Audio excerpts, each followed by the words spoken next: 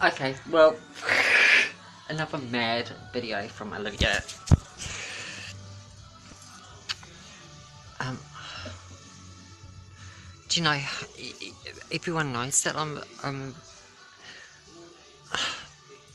I've seen UFOs and I've seen them most of my life.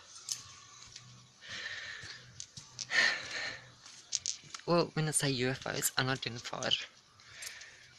And I've had some, like, and with other people, not just crazy Olivia by herself. But, do you know, last night and the night before, I've started coming back out. The sky here is black. It's black. At night, the sky is black. Eastern Europe, you know, we're further into the shadow of the earth at night, so the sky is black and the stars are brilliant. But the amount of activity I'm seeing, just things that I think are stars, and then they're stationary, and then they'll start moving. So, oh, my hair, bad hair day. So, okay, what is that? If there were people here, I could show them. You know, these things I must have seen about 10 last night, different unusual things, very high up. Could have been satellites, some of them, because they were moving very fast across the sky. But then the ones that are going and then stopping, are stopping. What is that?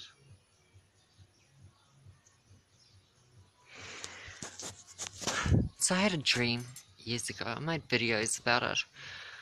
I had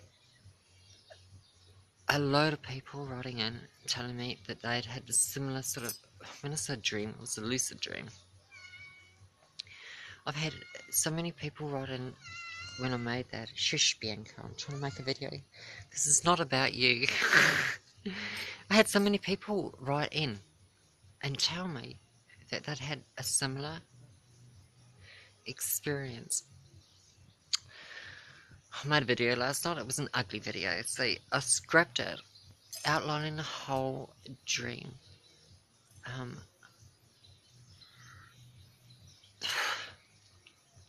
The dream was that, okay, it was a lucid. I'd been working on astral projection, and that is a whole series of videos in itself, going between dimensions, being in total control of a reality on some planets. I worked really hard at it. I found it exhausting. It drained anyway my life. It drained me. I don't do it anymore. That work is, for me, I don't know, a lot of other people have said the same. It's very draining. And it's like having a battery depleted and not being able to charge it past that point. The more you do it, the more this reality, the more exhausted you become. And trying to regain any more strength and just being exhausted. Very difficult. It's an unusual experience. Anyway, so I was working on it. I was using the dream method where you stay conscious as you're falling asleep.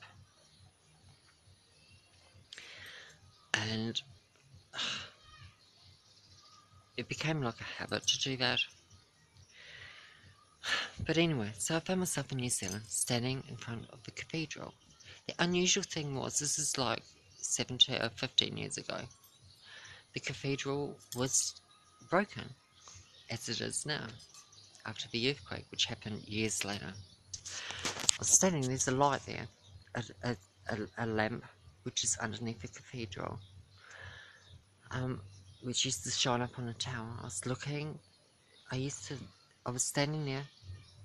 It's been years since I've made this, so bear with me. I'm trying to remember this dream. I was standing there and started to walk. I saw a light come across in the clouds because I'm a sky watcher. I thought, And then there was another one. And I started walking along Columbus Street and I could see more coming from the Southern Alps over, and I thought, okay, this is getting a little bit bizarre. And I was watching them and I thought, that's a UFO. That's a UFO. And I was in this dream, big conscious state. I mean, and on this plane, you can argue it's a dream, but things are solid. The reality is solid. You feel everything. And even smell. So is this real? Is standing here? So anyway, so I saw these lights coming. Then there was quite a few of them. Other people were starting to look up and see this, and it was. I'm remembering it. It was a frightening scene. Then there was a load of Air Force planes coming over. Well, I thought, as you would, and I was as aware and alert as I am in this reality. I thought, okay, so these planes are coming because of this UFO activity. But all these armed forces appeared on the streets and started rounding people up, and I'm thinking it's for safety. But I started to grab people and hide them in these like buildings, abandoned buildings. Well, funny enough, after I'd woken up from this, I was thinking, abandoned buildings.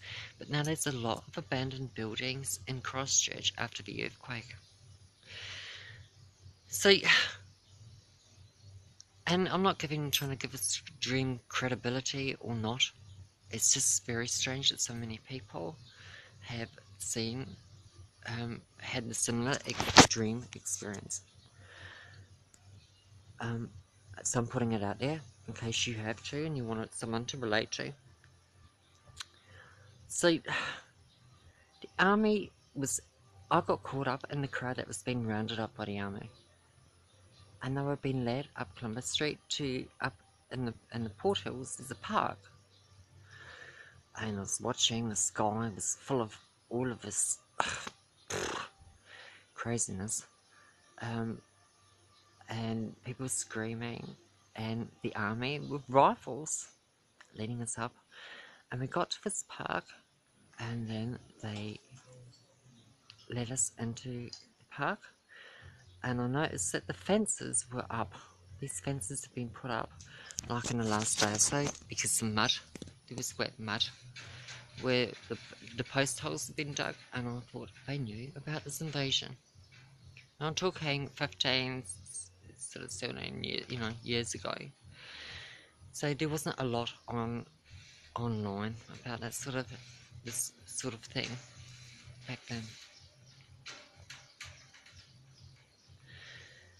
So where this dream came from, don't know.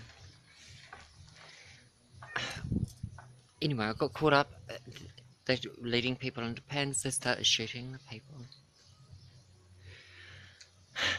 I couldn't make sense of it. I just fell down on the ground like I pretended to be dead, and I had people landing on top of me. I could feel the weight. I could hardly breathe, and I could feel the weight, and I could feel the blood dripping on me. And I lay there, petrified, under this heap of people. Then I crawled out underneath this fence when it got dark, and you could hear like activity over there. So I knew this park. I knew there was a line of like scrub that I could crawl along. Got out, I crawled along the scrub. I managed to get back down into the city and hide by this bridge. Sorry about the noise. So I hit Bollard's Bridge, and underneath the bridge, and then I managed to get onto this little island that's in the Avon River, which I knew was a good hiding place. And on this little island, it was just full of shrubbery, but it's quite sheltered there, and you wouldn't even know it's there. So I hid there, and then this ship came down and beamed me up. The typical science fiction sort of like, oh yeah, Olivia, oh yeah. Well, anyway, they took me up, and I found myself standing in front of this huge window. It was like a 10-story building, high window. I've now seen pictures. I've searched for years for evidence of this stuff. It's what got me researching conspiracy theories to see if there's any link between governments and aliens, this whole scenario, this whole dream. Interesting. They told me so much stuff. And I remember bringing that back with me. And then the second I woke up, I remember that second. But a lot of it disappeared. What they did tell me was that the governments knew there was going to be an attack, and it was going to follow the sun. It was going to be in one night. It would follow the shadow of the sun, the night, and sweep the globe. This whole movement. They told me that the governments were working with alien off-world beings. I hate that word, alien. And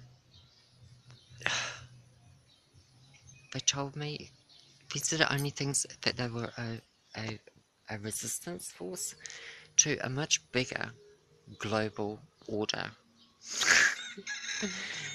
But I'm putting it into like my own words.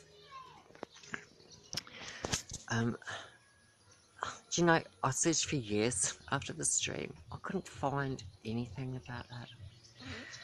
And then I'm now starting to find it. Like, the last sort of 5 years is popping up with people are saying the same thing.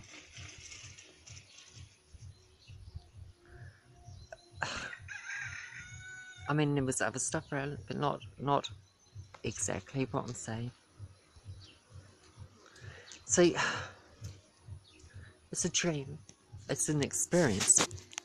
Rather than saying it's a dream, it was an experience. The fact that I've seen a lot of UFOs in my life, and I'm starting to see more again. And I now feel, because it was a long time I couldn't tell anybody about these things. Showing you beautiful things in the garden as I'm talking. there was a long time I couldn't tell. I just knew I couldn't tell, and they were hiding. This force told me that they were hiding. They took me to an edge of the universe that sort of rolled into itself. I can't explain it. Like a wave. It was the most bizarre. And I saw the bubbles, these bubbles on the edge of the universe before they even discovered them. I was searching for that sort of evidence, and I found out. They discovered that there's like this bubble, these bubbles. It was very, I saw it on this experience, on the ship. In this experience, out-of-body experience, or when you start astral traveling, the boundaries of time and space, the reality of them just fades into nothing. There's no real there's no boundaries. There's doorways you can walk through. So much I could say about that. I don't do that anymore because of exhaustion. I still suffer. I feel I'm still suffering from all of that work I did. Experimenting with that when I was younger. There was a draining feeling that I've never got rid of. Apart from just being old. But there's a feeling of like there's some essential force that's always felt drained since then. So be careful if you're mucking around with astral projection. Okay, so there. It's very brave of me, don't you think, to share these bizarre experiences. But most people think I'm mad anyway, so I don't really care. It's not going to make any difference. But I'm not lying to you. I'm being as honest as I can about these experiences. Because I want you I want the people who have experienced similar things to give themselves some credit, you know, and someone else to relate to. Okay. Well, I'm gonna go. I'm gonna go and finish doing my hair. I just was inspired halfway through doing my hair. Okay, you have to make that video you tried to make last night. Beautiful day here in Bulgaria. Have a look. This is an onion flower. How superb is that?